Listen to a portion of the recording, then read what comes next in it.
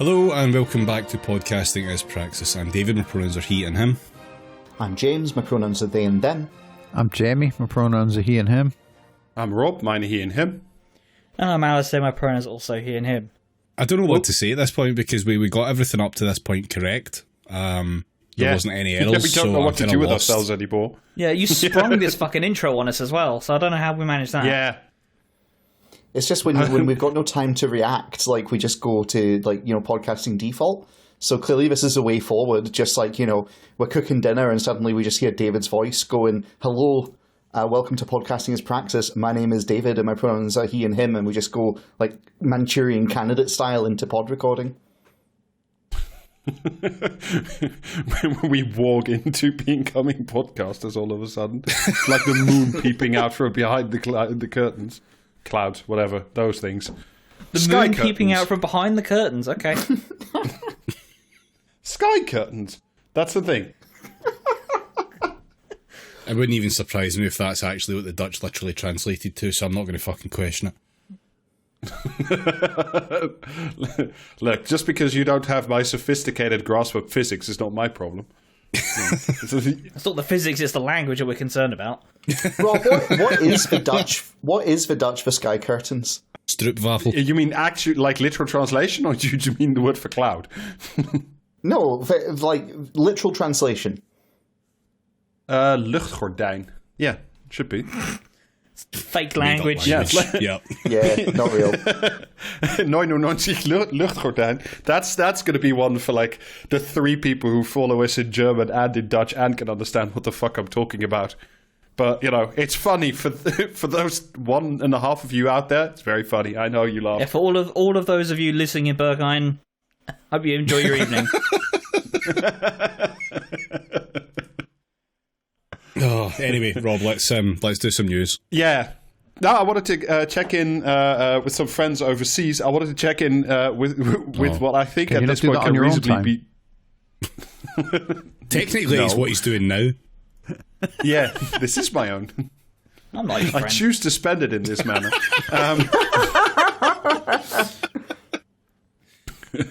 Now, I wanted to talk about the F-35, the American version of the Ajax, but with wings attached this time. And much like our beloved Ajax, this last week instead of the NAO, the Americans have the GAO, and they also wrote a big report about the F-35, and it contains some really good content. And I still love this thing from when we discussed the plane when we talked about our carrier episode. And the reason I talk about it is not just because the report's very funny. It's also because the F-35 is like the mainstay of British like air defense, much like the Ajax is our land component. So there's just more bits of the army and the Air Force that are doing well globally. Excellent. So like I said, there's a new report out from the General Accounting Office, the GAO, that says the F-35 can only be mission capable 55% of the time, and by mission capable they mean odds. it. They 55% of the time it's mission capable 100% of the time. Mission Capable is a much less interesting series of films with Tom Cruise. Yeah, the mission-capable force is sort of the reservists. It's the David Davis version of the mission of the IMF. But yeah, so by you watch a little briefing, and then as the tape like self-destructs, you go, "Well, this seems easy enough."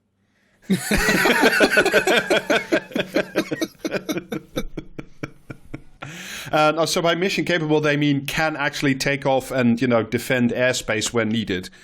So instead of 85 to 90%, that was yeah, landing optional. I mean, they can land unless they get a little lost, like that F-35 did earlier this week in North Carolina, which got lost for 24 hours and then ended up debris in a swamp. So ended up in the Thames or something. I thought it was South Carolina, wasn't it? Whichever one of them. It's not a real country. Rob, you're on thin ice here. I wouldn't if I were you. I will stipulate that Holland is a more real country than the USA. I'm sorry, but come on. Yeah. Yeah. I mean, it's nothing to brag about, you know. It's not me biting the medal, but you know, it's still not much of a muchness. Yeah, so instead of being like 85 to 90% ready to fly at a moment's notice, which was promised by Lockheed Martin to the Pentagon when they bought the damn things, it's more like 55% of the time. The reasons of which I'll talk about in a moment. It's but like shy. just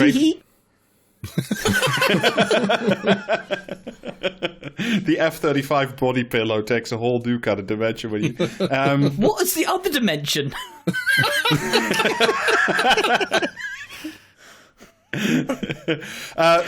We all know our F-35 body pillow. Well, that takes on a whole different meaning here.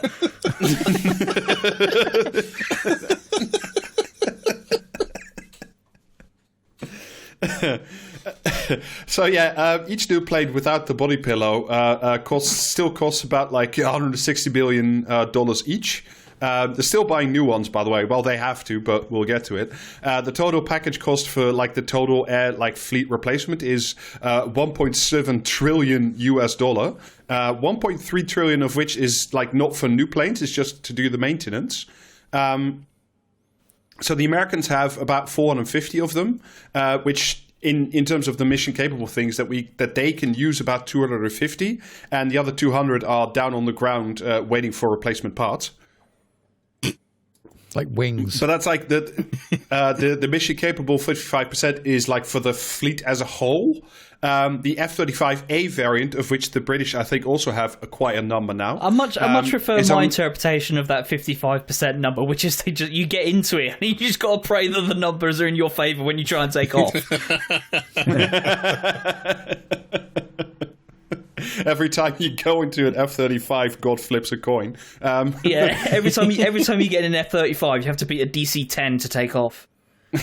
Listen, God does not play dice with the F-35. I'm living vicariously through Jamie at the moment because he's constantly asking me questions about Baldur's Gate. Yeah, because I've bugged it about 7 different ways at any given moment. It's genuinely impressive. Like Jamie's going, so you know this problem, like where everyone's missing. I'm like, they're what? I want to stress, I'm just playing the game like a normal person. I'm not deliberately trying to break it or anything. Uh-huh. Did they all fall down the same well at the same time? They all fall down the same will. Hey. So anyway, it gets even better because like after about 4 years, which is when like you really need to start doing like maintenance or repairs on these things, the mission capable rate for the F-35B, which is the main variant the British Navy and the British Air Force has because it has the vertical takeoff and landing, is essentially 0%.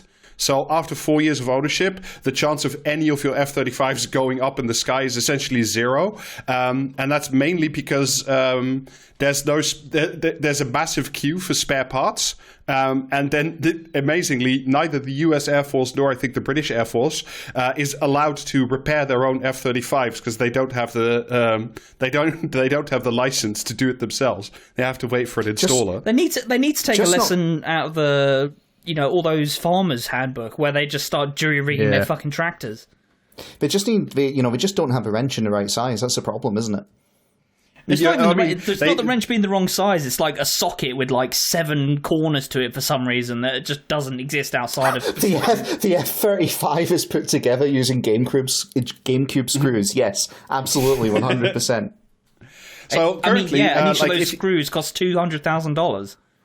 Exactly. So currently, if you want to replace something on your F-35, like you need a spare part. Basically, basically you take whatever's not working right on your F-35 and you send it back to Lockheed Martin for repairs. Currently, it takes an average of 141 days to repair any single part. And of those that you do get back after 140 almost days of that is some guy at Lockheed Martin with a giant fucking sheet of fold out and like IKEA instructions trying to work out which fucking Allen key he needs. I mean, you'd think so, because even more excellent, even if after almost 5 months you do get your part back, 75% of those parts are then sent back again because they haven't been repaired properly. So the current backlog, and this is just in the US, is over 10,000 individual bits of like individual fighters. So times 141 days and that's, you know, sort of the backlog that we're waiting for until they get all their planes in the air. And then spectacularly, it's not just because, you know, this is just a rip-off scam. It's also because the wait for this is so long. Rather than getting any repairs, the Pentagon just buys like new parts off Lockheed Martin, even though that's much more defensive, much more expensive. This is I read a piece of Defense News about it. That's why hence the confusion. They have a quote saying, Pentagon officials do not think this is a sustainable strategy of just ordering new ones instead of repairing things.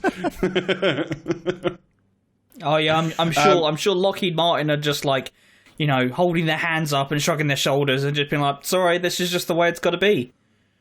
Exactly. Well, I mean, it gets even better because it turns out that even though it is better and cheaper when the military does their own repairs, but because their budget for the F-35 is being depleted so quickly on new parts instead of repairing bits they have, it means that there's no budget for the US for the Army to make its own repair depots. So the budget's running out so quickly for new parts that they can't even set up like a repair center for them.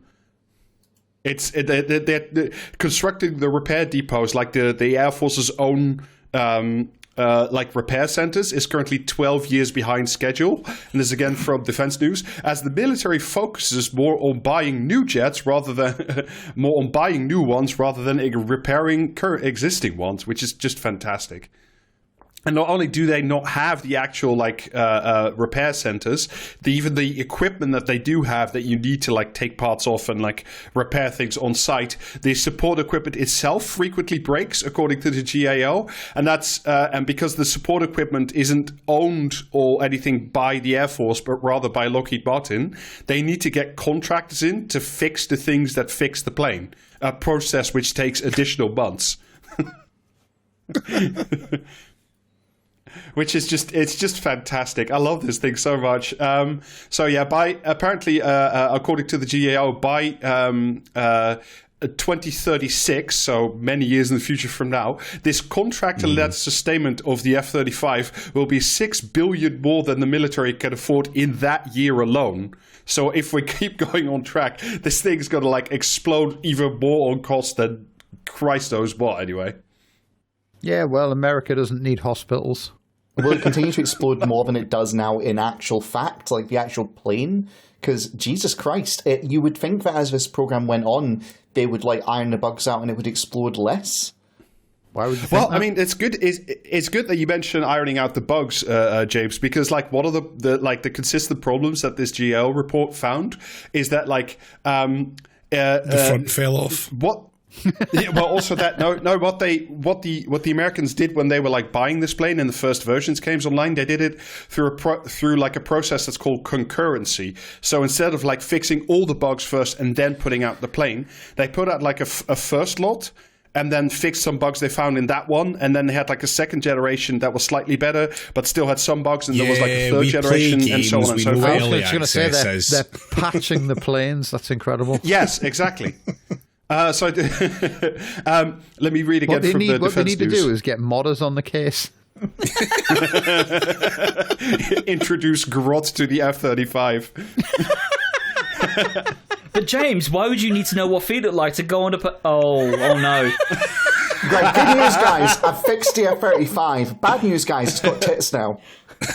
And feet. Don't forget the feet. This is where the body pillow comes in, right? Okay. The body pillow actually has assembly instructions on it. Sorry, if there's something wrong with your body pillow, you need to send it back to Lockheed Martin.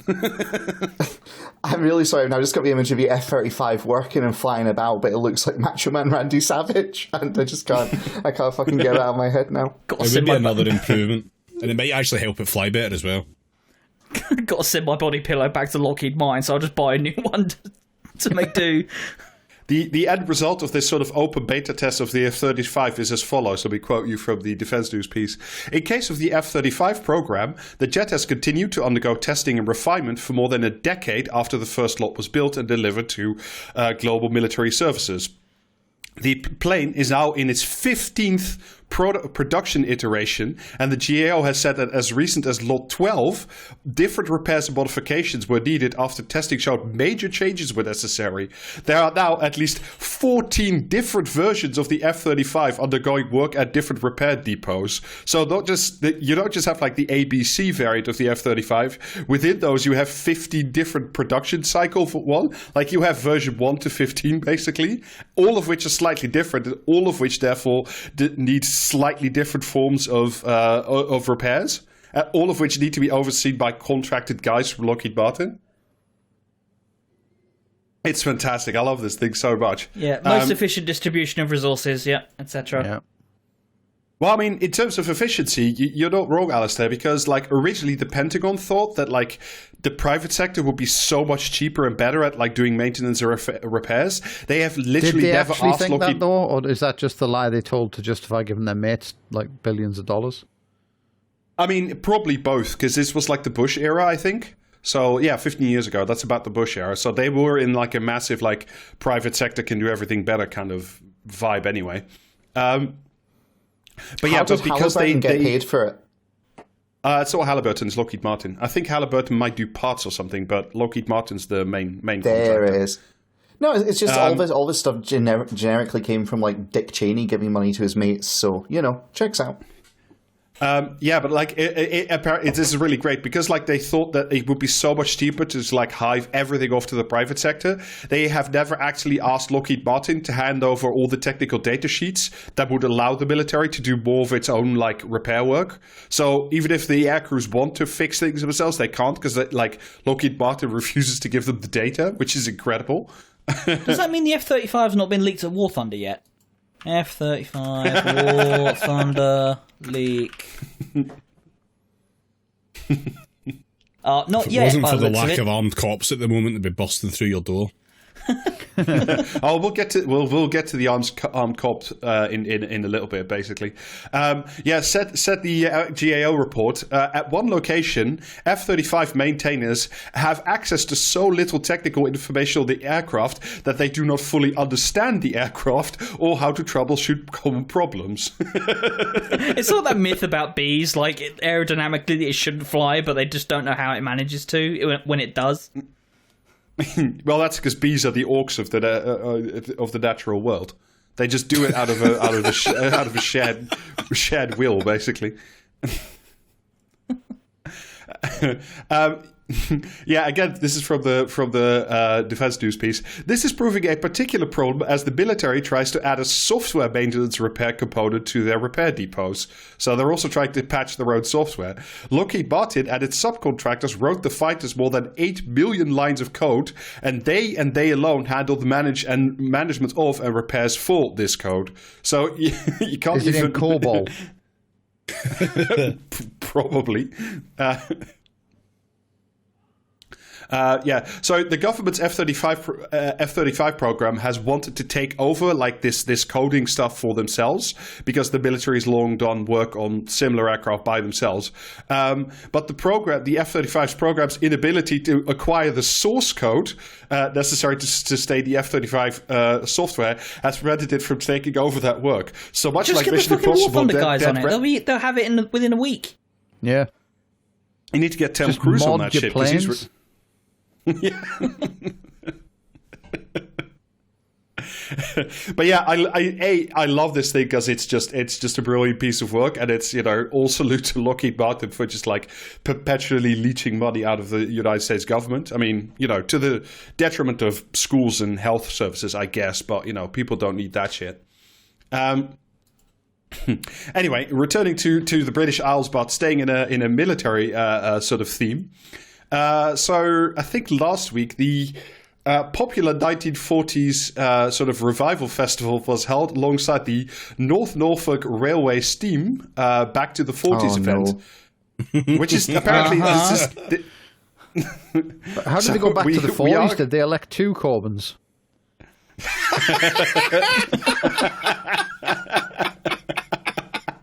Very good.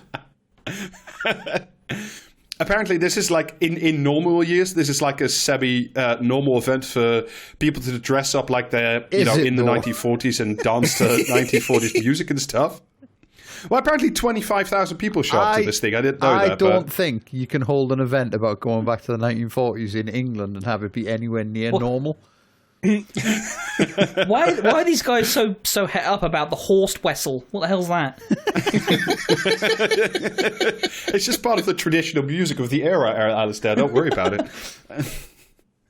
Harmless autumn tradition. They have to hold it in autumn, because if they held it in summer, the glare of the white skin would blind every attendee, frankly.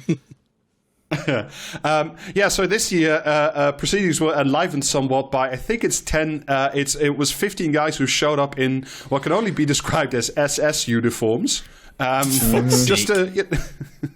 And everyone in the Canadian Parliament stood up and clapped. Yeah, the Polish after these lads as well. So this is from a piece in the Eastern Daily Press by Bruno Brown. Among them was the group of at least 10 men in Nazi-era German uniforms, including some with SS markings on their collars, as well as badges featuring the death head symbol and swastikas.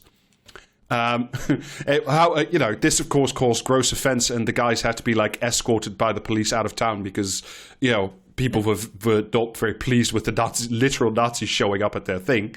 Were they very reasonable Hitler about it? Well, actually, I have a response from the group themselves. Here, one of the 15 members of the party who would not reveal his name. One wonders why not. Which party? What was the name of the party? It's like when you fucking like the worst people you know let a D&D game get out of hand. I mean, very close, JP. One of the 50 members told the BBC the men were from a history group.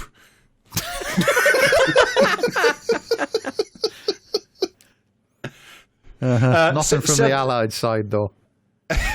Said the man, there was no offence intended, and we left when asked to do so. So yeah, reasonable Hitler. Fucking hell, man. But yeah, and indeed, I don't like what they stand for, but they were very polite. Yeah, I love this like alternate reality where last year they turned up in like Allied costumes and everyone was like, "Oh yeah, welcome in, it's all great." And this year they turn up in like Nazi costumes and just flummoxed. They can't understand why it's any different. But yeah, Alasdair, in strong echoes of the Canadian Parliament, this is the same guy again. He said they had been dressed as fighters against communist Russia and denied that they were being deliberately provocative. fucking hell, man. He also stated some people were appreciative of their presence. Oh, good. Yes, we already know they meant the police. It gets even better though, because of course they also asked like the organizers of the festival itself as to why did these people show up in Nazi uniforms, but this was fortunately clarified by one of the spokesmen for the main festival itself.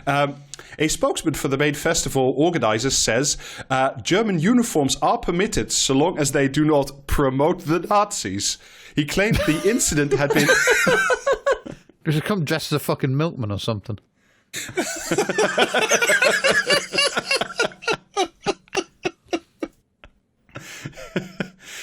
This is one of the main festival organizers. He also claimed the incident had been a misunderstanding and that the group had been there to commemorate the German people. Yeah, just a very particular set of the German people from a very specific period of history. It's just like that bit in fucking Community where the dean's talking about how they had a small race kerfuffle.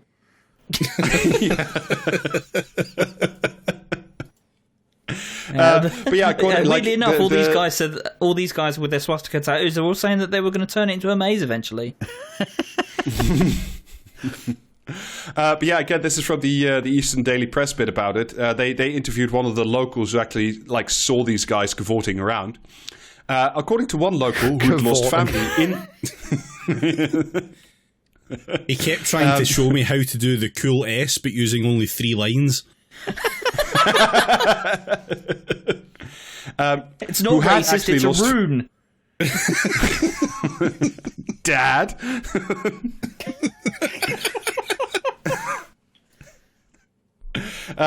According to one local who had lost family in the Holocaust, it was a lovely family atmosphere and all very friendly, when all of a sudden, out of nowhere, there were 10-50 men dressed in authentic SS uniform, literally marching in uniform. So, it's fine. These men were not milling about and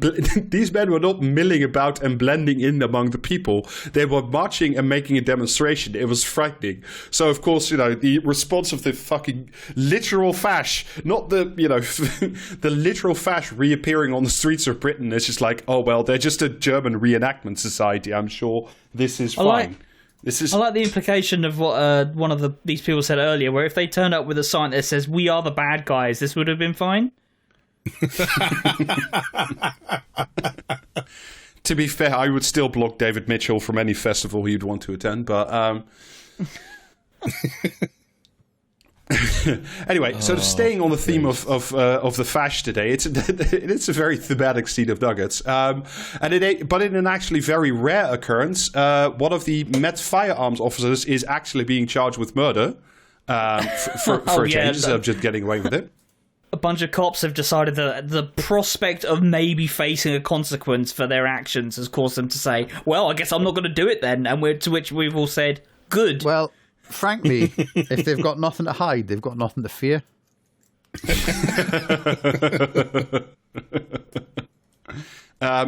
So this is an unnamed Met firearms officer is being charged with murder by the Crown Prosecution Service after they shot Chris Kaba with a single shot in his car after the car was boxed in by the police. Basically, he was being followed by an unmarked car full of armed cops. Because the automatic license plate reader had linked the car Chris Kaba was driving to a firearms incident the day before. So they boxed the car in, exited the car, approached the car on foot, and then, according to the IOPC, fired a single round at Chris Kaba through the windshield, immediately killing him. So, just normal stuff. Subsequently, the investigation turned out that there were no guns in the car, so we can assume... I'm trying to thread the line of not, doing things in terms of court proceedings. But if there was no gun found in the car, then maybe Chris Kaba wasn't armed in the first place, and they had no reason to shoot him anyway. Was this the was this the incident where they found a gun, found in air quotes? They found a gun in over a wall in someone's garden nearby or something? That's possible. That might have been another one. I can't remember whether or not this was the particular case. Because it's where they shot him before he got out of the car, and then the claim was that he'd thrown the gun over this big wall. So, Jamie, depressingly, that was another one from a few years ago. Was it? No, right. Yeah. No, it's okay. Easy mistake to make. There's so many of them. Mm. Yeah. Obviously, obviously this is all a little bit part of the Met trying to clean itself up after literally everybody hates them now after Sarah Everard and now? Christ no. Well, they're doing this thing, they have a new Met commissioner and they're trying to pretend that it's a brand new Met and they're getting rid of the racists and all that stuff. And let's be honest, I can't trust anyone whose surname is Philp. No. Is it Philip or what's going on here? Come on, man. So naturally, as you said, Alasdair, in response to this, over 100 Met firearms officers are now refusing to go out on armed patrols because they're worried that shooting the wrong people might actually have consequences. That would be unacceptable, of course, because they want to be able to carry guns and pretend they're Jack Bauer all the time. They'll just have to downscale their fucking operations and only shoot dogs or something. Yeah, just put them into the octagon against a squad of bully XLs and just let's see what happens. I should say though, throw them in at that cross section of the that EU march and the bully march. Let God sort them out. Let them fight. That's an actual Royal Rumble I would pay to see for a change. Maybe if we host the whole thing in Saudi Arabia, we could really get some margins going. Yeah, so but even then, apparently, so these 100 of these the whole armed thing in fash Saudi Arabia, we could really get executed for saying with pronouns at the start of every episode. But yeah, like I said, 100 of these dickheads have decided they don't want to carry a gun anymore. But even among Met firearms officers, that's a tiny minority. Apparently, there's 2,500 Met officers that are licensed to carry guns in London, which is really fucked up just to think about anyway. So but of course, this tiny clique of just whiny little children with guns has to be placated. So of course, the new Met commissioner, again, this is the one who was promising on the cleanup, said, "I understand why many of them are reflecting on the potential price of their weighty responsibility. Bravery comes in many forms." Yeah, I promised to clean up the Met by buying a much bigger rug. This is ridiculous.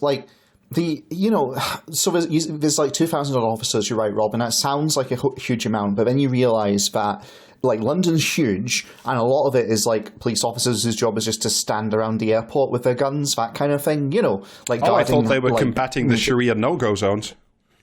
Well, no, they're not, because they're no-go zones, Rob, duh. Yeah. No. Even the bullets turn back. But no, the problem is this is basically one special squad that gets sent in for the serious business.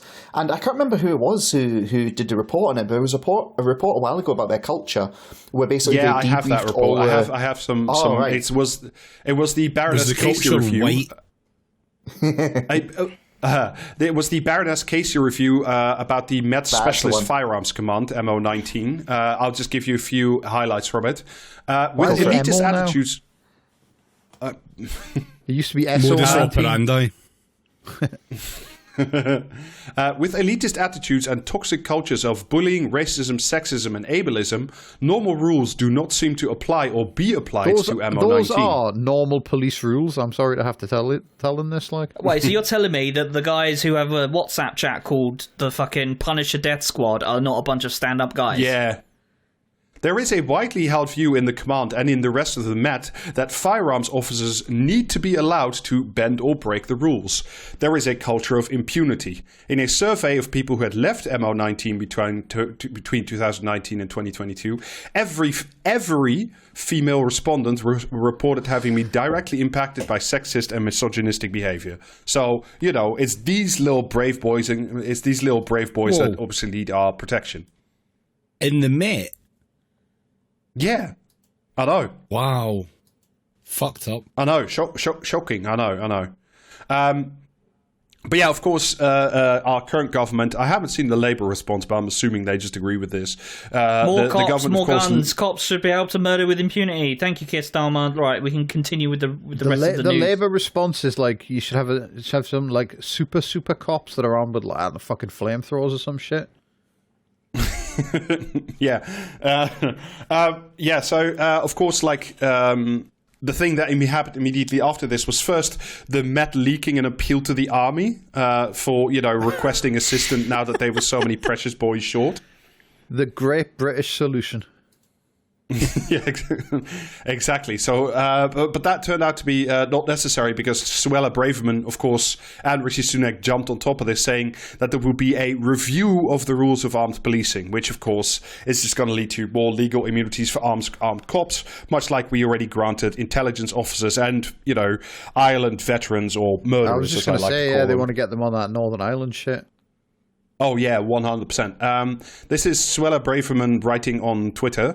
We depend on brave firearm officers to protect us from the most dangerous and violent in society. In the interest of public safety, they... Mm-hmm. But here comes the real Jack Bauer shit. Free? In the interest of public safety, they have to make split-second decisions under extraordinary pressure. They must not fear ending up in the dock for carrying out their duties. Officers risking their lives to keep us safe have my full backing, and I will do everything in my power to support them. That's why I have launched a review to ensure they have the confidence to do our job while they protect us all, i.e. we're just going to get more legal immunity for more cops to, not just kill people or rape people outside the borders of Britain, but also now inside the borders. if you weren't already being infiltrated by an intelligence unit, that's probably, sleeping with you and having your children, which I think might now be legal as well, or is about to be legal. Because, we love to do imperialism in the core. Yeah, that's a weird thing. Why does that keep coming back, David? I don't understand why that keeps happening. That's the good news from the front lines. Our brave boys will soon be protected from, vexatious lawsuits of murdering people in their car for no good reason. It's important that we as a society tolerate this kind of behaviour. Deep joy. Yeah.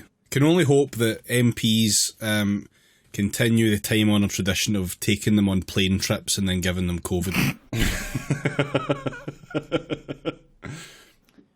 Oops, did I do that? The great Metropolitan Police British Airways crossover event that we are all hoping for. Yes. Anyway, shall we turn now to tonight's... Before we move off the news, I just want to remind everyone today's the 40th anniversary of fucking Stanislav Petrov saving the world like a fucking dickhead. You know what I mean? I could have died in a nuclear fucking Armageddon at the age of 6 and never had to learn what fucking taxes were. So fuck you, mate.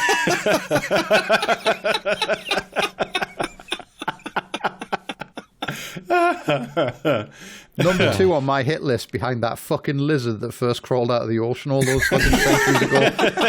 Just fucking pricks, a lot of them. Mind your own business. I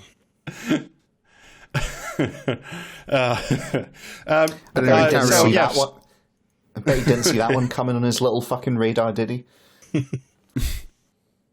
It was quite fucking inconsiderate of him. He should only have done that if the Soviet Union was going to win.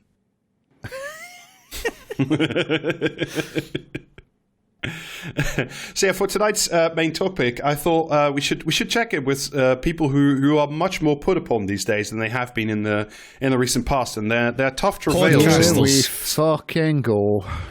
The almost, David, landlords instead. I knew it in my fucking bones. It was landlords. Rob, are you doing this because I've spent the last few days preparing for my rental inspection tomorrow? Are you just trying to get my head to pop from blood pressure increase? I'm doing this, honestly, because we were supposed to do the book with Sinan tonight, but then I forgot to actually invite them to do the fucking pod. So like a moron, now we have to do this. Great. Regular Praxis Cast organisation. Should just tell Sinan to just watch the Twitter account, and we'll announce when we're going to record the podcast 5 minutes before we do. Yeah, and then we spend 45 minutes trying to get everyone to the same fucking voice channel. Yeah. To be fair, yeah. This is from The Times. It's called Britain's Broken Rental Market is No Fun for Landlords. Hang on, let me just get my tiniest violin out. It's written by...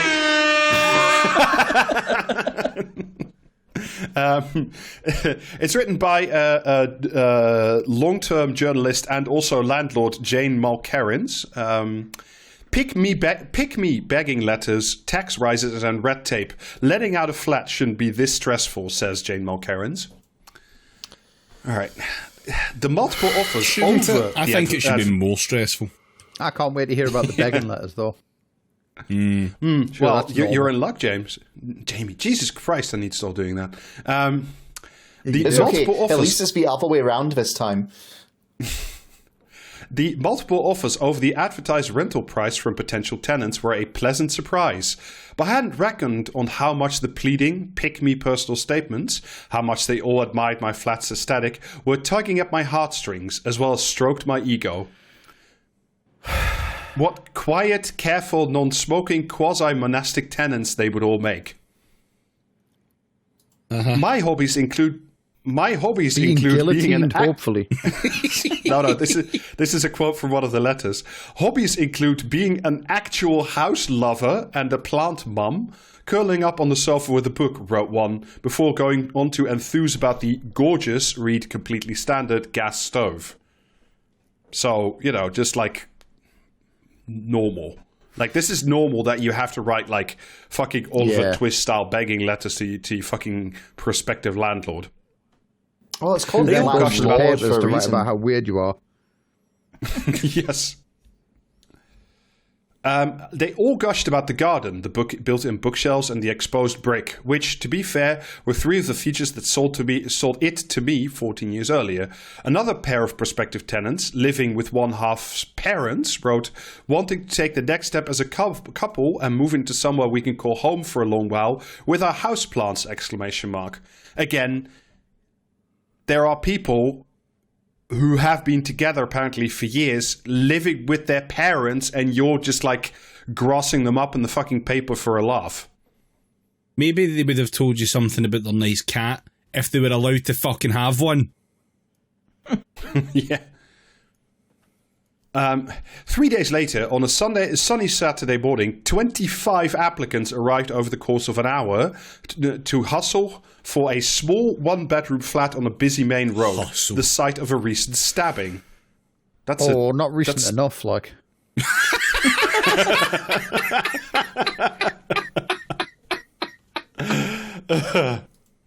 By Monday morning...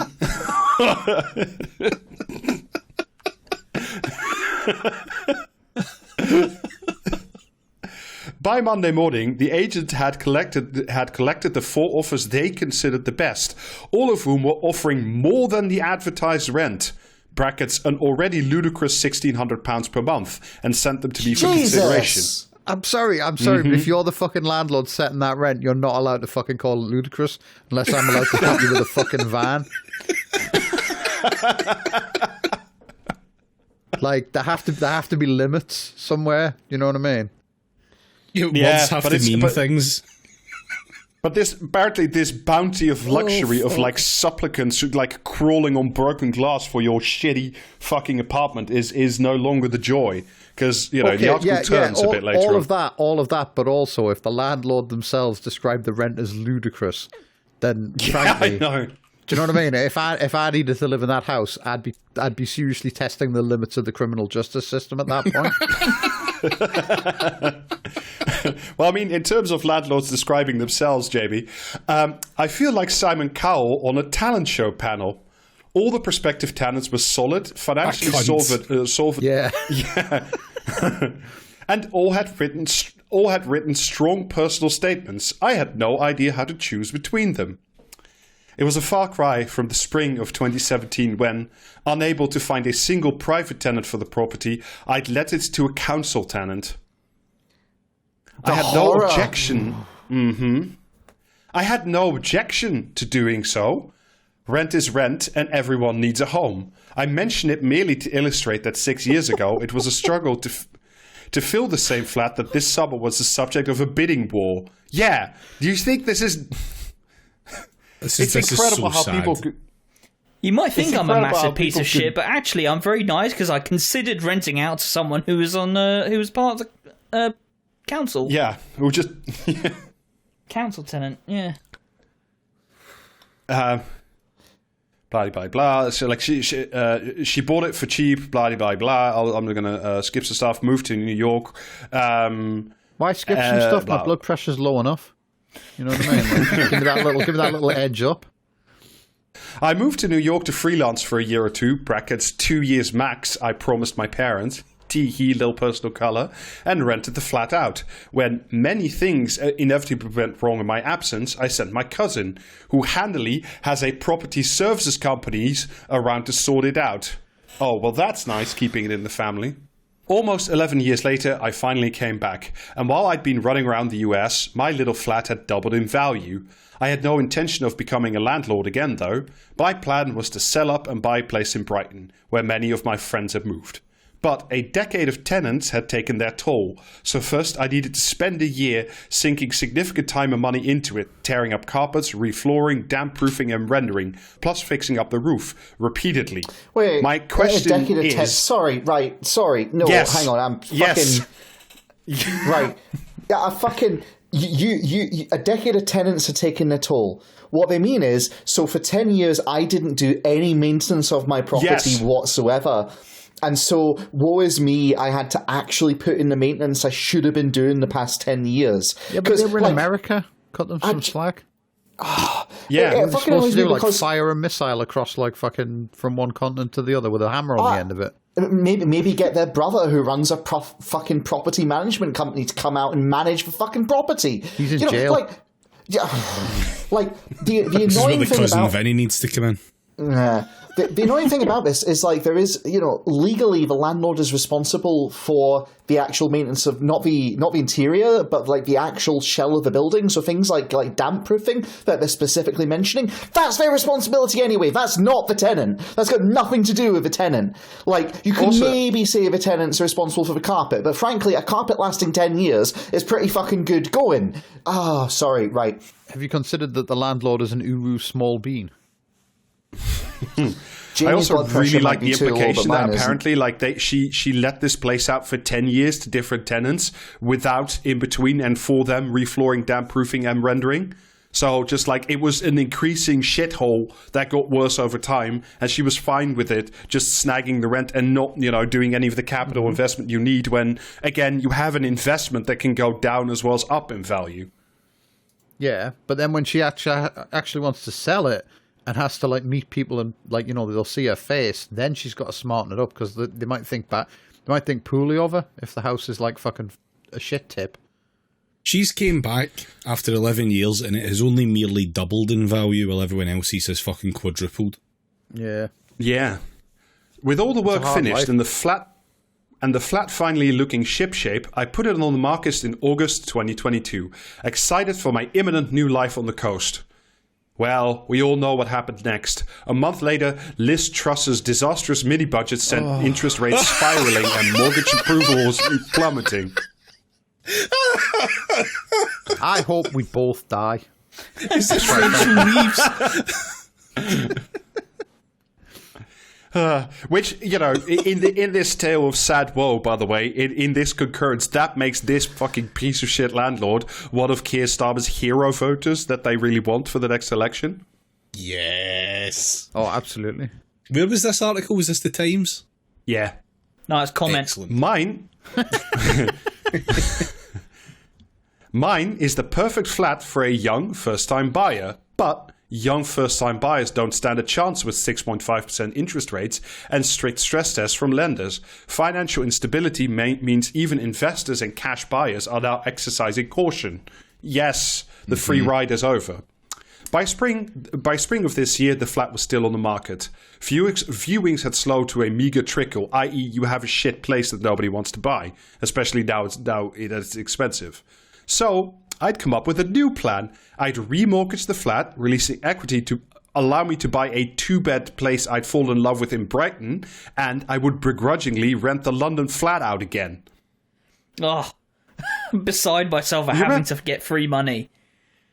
You remember that shit? We talked about it, I don't know how many episodes ago now, about like people like displacing like London rents into the local communities by like buying a property in London to rent it out and then like using that cash overflow to like overpay in Brighton or wherever. That's this shit. That's this fucking piece of shit landlord. Hooray. Taking on 2 mortgages in a time of terrifying interest rates, ! What could possibly go wrong?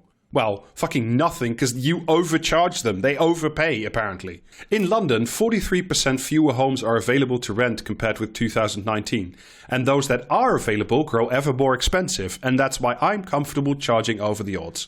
The London estate agent Martin Gerrard, another one fucking person, directed to the gallows, claimed that in November of last year, it had 45 would-be renters per advertised properties on its books. Meanwhile, but this is where we really start kicking into the sad tiny violin bit. Interest rate rises mean that landlords have been forced to increase rents to cover their mortgages. This, coupled with tax rises, has led pressure groups to claim a wave of investors will soon sell up, potentially worsening the shortage of properties. Because when they sell up, the house disappears. Yep. That's how that works. It's just landlord gospel at this point, isn't it? Yeah. I am a beneficent housing provider. I have willed this property into existence, and should you stop believing in me like some kind of like D&D deity, I will disappear and take all of my property portfolio with me. Yeah. Housing is a concentration spell. Since April 2020, landlords can no longer deduct their mortgage expenses from their rental income to reduce their tax bill. Well, good. Fuck you. Who? Yes. Under excellent.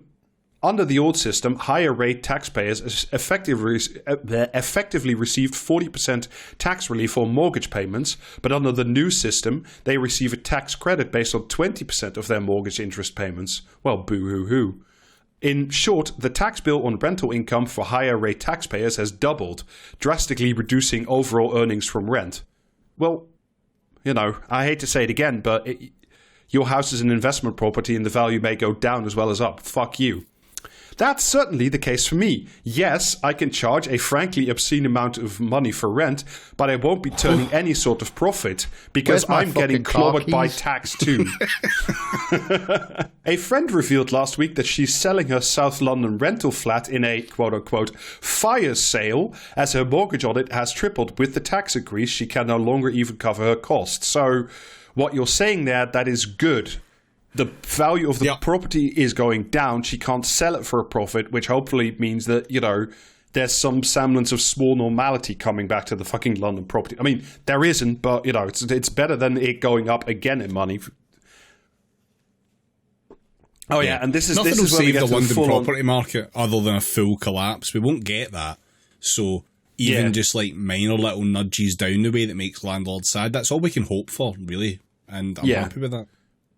Well, if you want to make landlords really sad, in addition, as I discovered via a mind-boggling recent bill, the upfront costs of installing a tenant are now exorbitant. Renting a property out demands the following, : This is bad things, by the way, just so we're clear. An electrical installation condition report. I paid 180 plus 20% VAT, of course. Hang on. Can you start the list again, please? An electrical installation condition report. And what you need to know, the electricians carrying out the report found some remedial work that needed to be done to make it compliant. Is he talking about the music? Another £165 plus VAT. A gas safety check. An inventory. A landlord tenancy agreement and administration fee, a deposit fee. Yes, that's just £60 to keep hold of my tenant's deposit, and the mandatory professional cleaning, £210 plus VAT. Safety first, of course, but blimey, bureaucracy is expensive. So the list, if you're, I just love the indignant inclusion of the VAT. It's just like, yes, I understand how goods and services work. Why do you need to stick the fucking VAT on there? Yeah, if you want to avoid like any or all of those charges, kill yourself.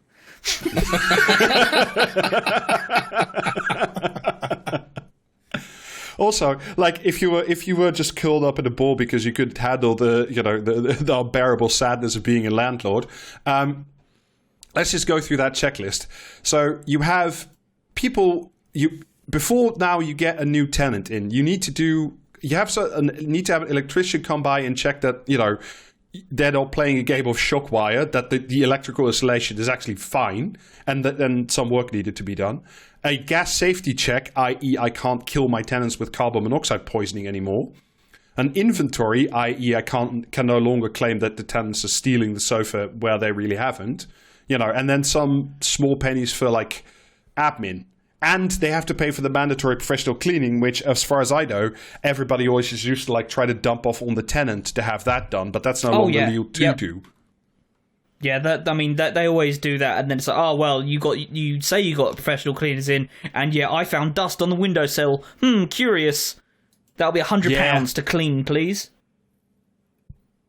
It's like you've been getting away with this shit for like at least 11 years with a series of tenants while you didn't do any, major works on the house. So you didn't do jack shit. And now, you're really sad that like you can't gouge them for the fucking professional cleaning bullshit anymore. Like, just fuck this shit. Fuck this woman. I mean, that's what's going to happen after years of charging B money for dust. Also, like, she was saying that she gets to charge ludicrous money. So what she's basically said up front is, I get to charge ludicrous amounts, and then some of that ludicrous money has to be spent on basic safety and shit, and it's just so unfair. Yeah. I mean, this also, is like, did you get addicted to free money? This is like listening to fucking H.H. Holmes complain about the expense of installing all those secret rooms in the murder castle.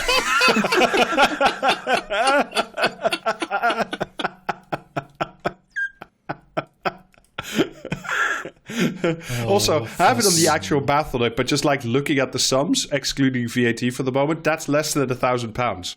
And you're charging these people $1,700 a month. Like, fuck you. Just absolutely fuck you.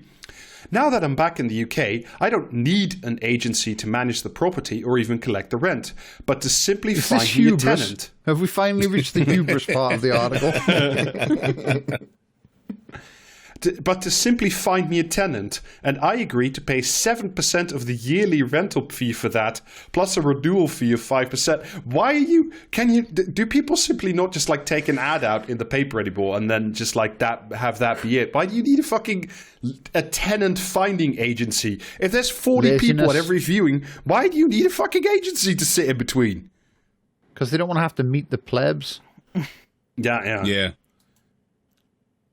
I mean, like, it's so fucking funny, though, because, like, they get a property manager, and it's like, okay, so I literally don't want to have to do any of the, like, scare quotes, work involved with, like, renting a place out. And I'm going to complain about paying for the privilege. Woe is me! Yes. It's not even right. Do you know that the real reason they use them, right, is because it lets them do better and more efficient extraction.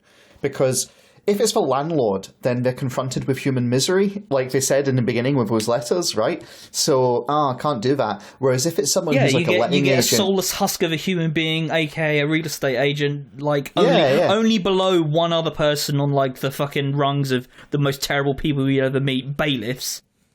Yeah, like, and they get to go, well, I feel really bad about this, but it's not my property. I'm not in charge. I'm just making a living here. So, no, sorry, you're going to be ground into paste, and I wish I could do something, but it's not my call. And that's what they pay them for. And, they also pay them to basically make a lot of decisions which, how do I phrase this without getting us in trouble? If a landlord... I would simply get us in trouble. Okay.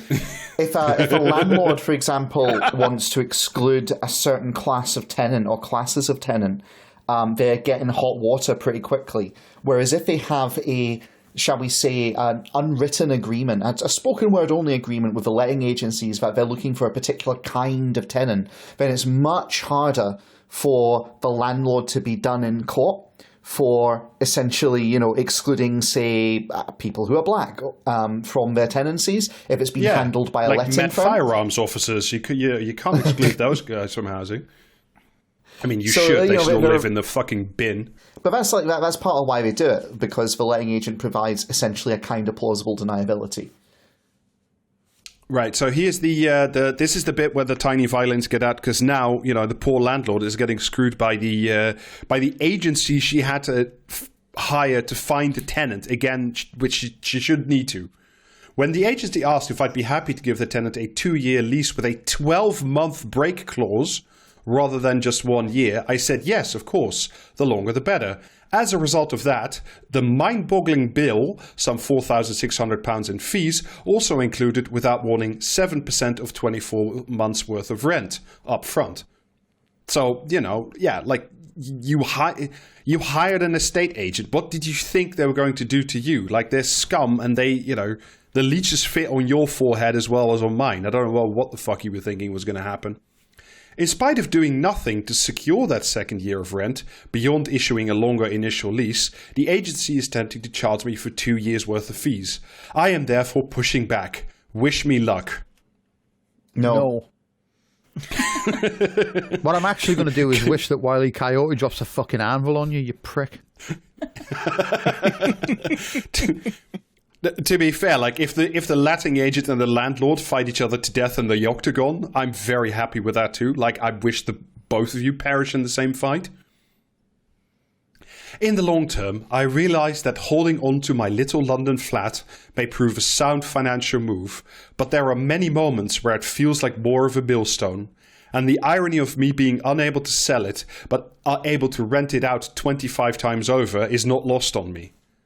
Well, thank you for being part of the fucking problem then. Oh. Yeah. But here's the feel-good final paragraph. And by feel-good, I mean, let's go out and throttle some people. As for my new tenant, after much deliberation, I accepted the offer, brackets $17.10 a month, i.e. £110 over the fucking odds. 110 puns. From a young woman who had detailed the reason for moving out of a previous accommodation as infidelity. All else being equal, and ever keen to give a sister a break, I felt as fiancé who'd been. I felt a fiancé who'd been cheated on, and her new kitten were the most a victim. And her new kitten were the most deserving of a fresh start at my flat. Jane Mulkerrins is an associate editor of the Times magazine. i.e. someone who really needs the fucking money. Oh, fuck off.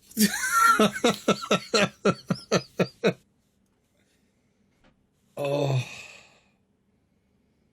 Yeah. I'd like to echo the sentence about Stanislav Petrov. Yeah. Just think, if it wasn't for that fucking commie, we wouldn't have landlords today. Oh, Jesus Christ.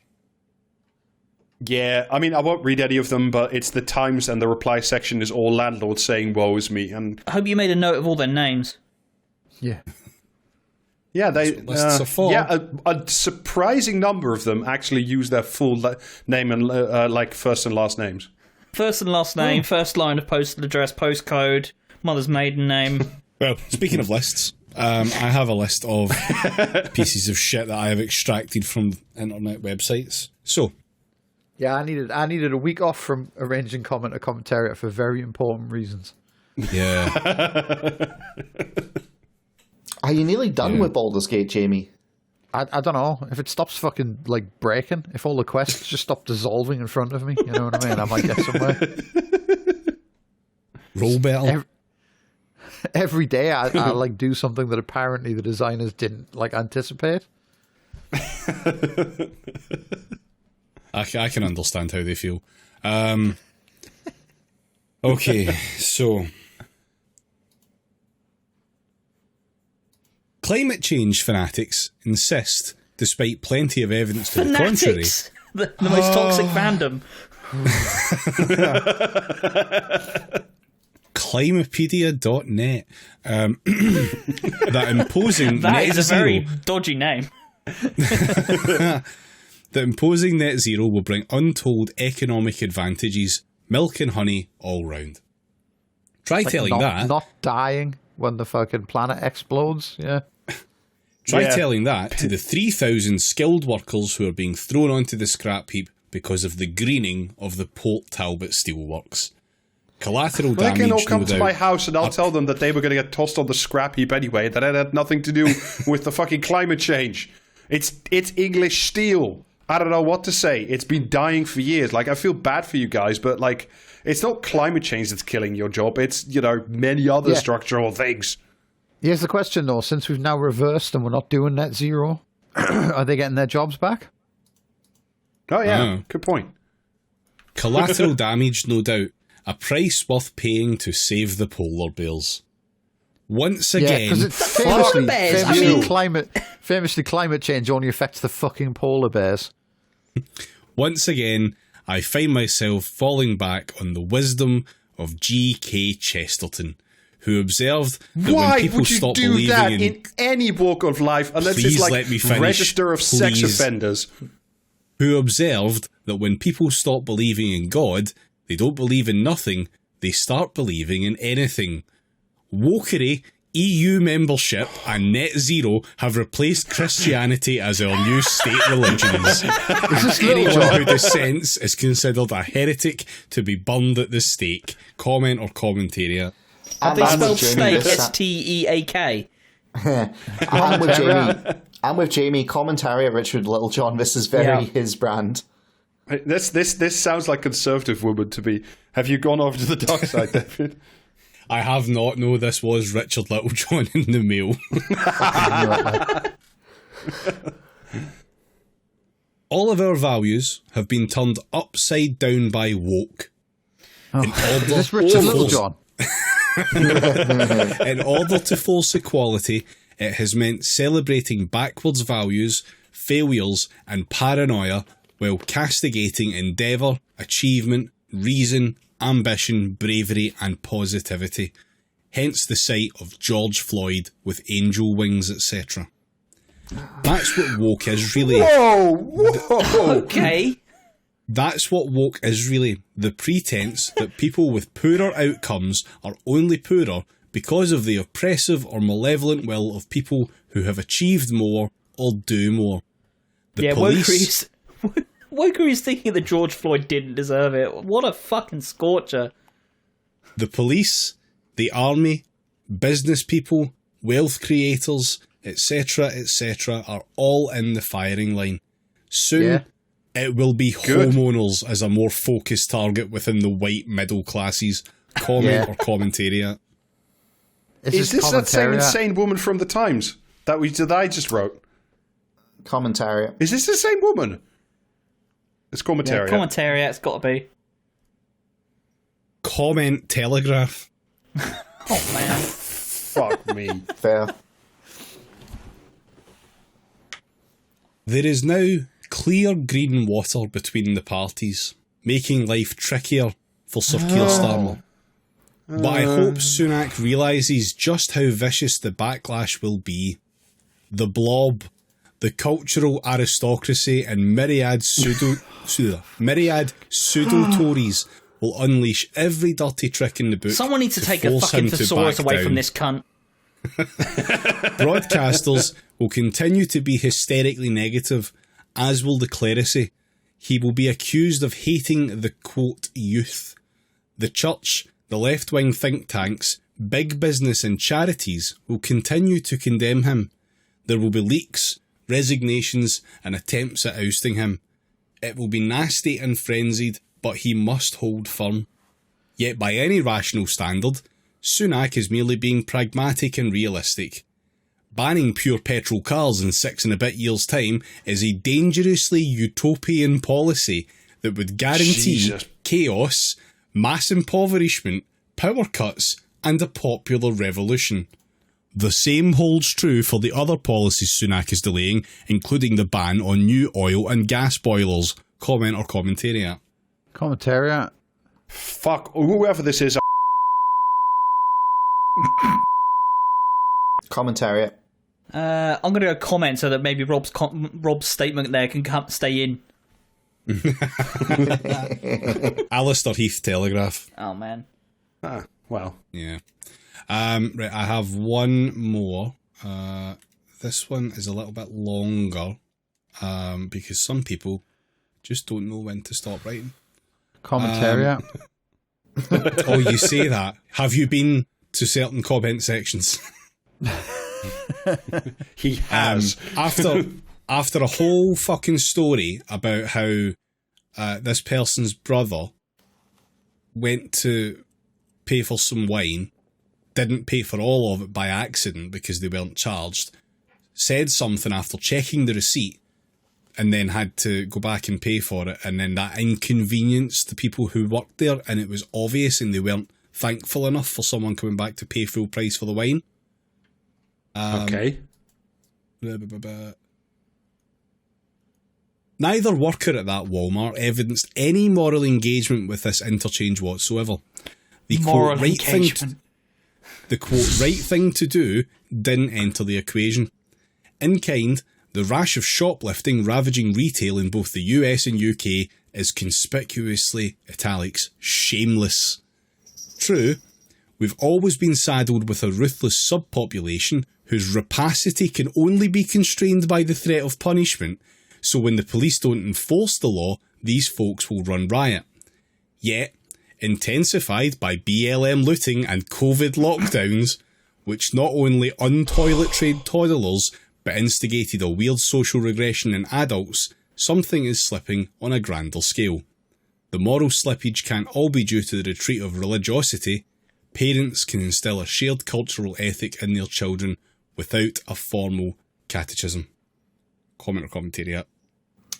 Comment the Catholic Herald. I'm going to say commentariat. Commentariat, the Catholic Herald.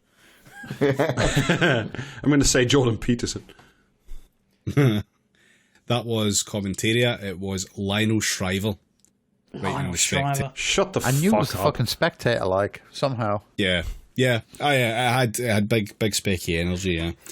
So yeah, that's your comment or commentariat. That's all I could Clive get. Sinclair.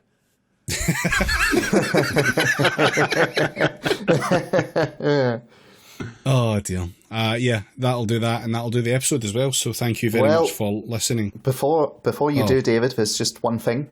This week, we received word that fellow podcaster Matt Chrisman from Chapel Trap House has taken quite seriously ill and has been hospitalised. And this happening not only on the 1 year anniversary of his marriage, but on the anticipated birth of his first child. We just wanted to pass along our, sincere, commiserations and hope for his speedy recovery. Get well soon, Matt. Yep. Yeah. Aye. Yeah. Patreon.com/PraxisCast. That's where you get the bonus episodes. That's where you give us the money, and that's where you also get the Discord access. Come join us in the Discord. You get to decide what flavour of vape I'm subjecting myself to for the next week and other such fun activities. Yeah, don't encourage it in whatever you do. Also, the Twitch streams, twitch.tv/PraxisCast. That is Wednesdays and Thursdays. Sometimes, usually, just check the Twitter or the Blue Sky preferably, because fuck Twitter. And merch is available at praxiscast.tmail.com as well, if you so desire it. Yeah, you should desire it. Why aren't you desiring it? Go desire it right now, motherfucker. Yeah. Alright, bye-bye. Cheerio. Bye. See ya. Bye.